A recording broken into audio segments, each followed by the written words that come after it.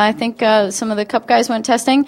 So it's going to be a little bit different, but probably for me that's not the worst thing in the world because of, being new to the car, new to the sport. It's not the worst thing in the world that everybody kind of has to start from learning the track a little bit.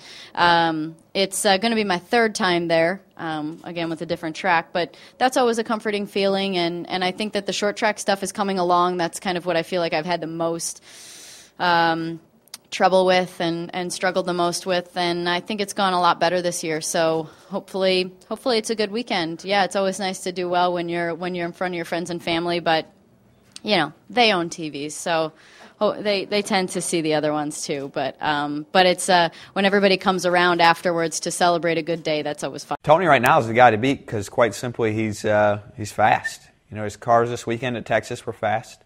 I think we look at him at Kansas. He had one of the fastest cars. Maybe didn't get to finish. Same thing with Chicago and so forth.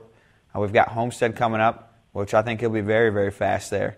And I think he's got the resources of all of Hendrick Motorsports behind him to get him right for Phoenix. So I see a lot of resources being put into his team, and he's a very, very skilled driver and more than qualified to get the job done. So I think he's the guy to beat. Obviously, we definitely wanted to beat Tony tonight and pad that lead a little bit. But at the end of the day, we can walk out of here with our heads up and still be, we're still the points leaders. And the third and fourth guys, I'm not sure how far back they are, but we had to open up a little bit of space on them, which is good.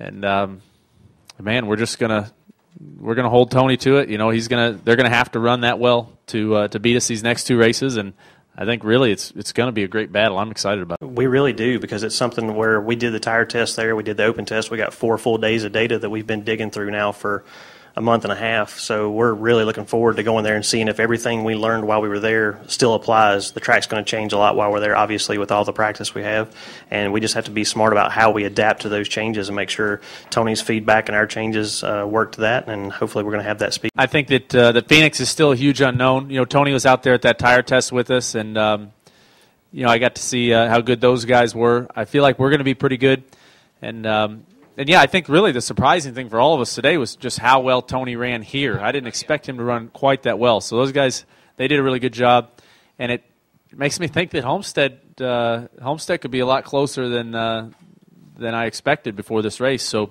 we'll go to Homestead with the same package, same ideas, and hopefully have similar performance.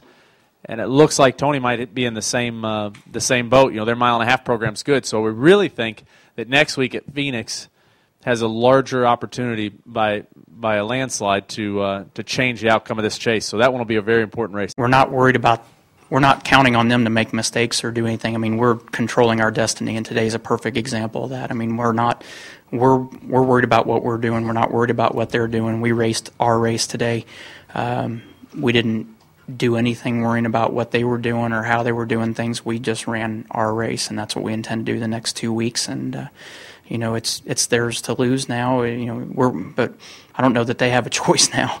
I mean, we did what we said we were going to do. We're going to take it if we want it. And today is a perfect example. I mean, we took 5 points off that deficit today, and we have that ability to do that the next 2 weeks. Everybody's different, and everybody's personality is different. I can appreciate Tony for who he is, how he is. He's been a pretty good friend to me, and he's been great for the sport. He's been great to the sport, and I like the fact that he loses his cool every once in a while and puts his foot down.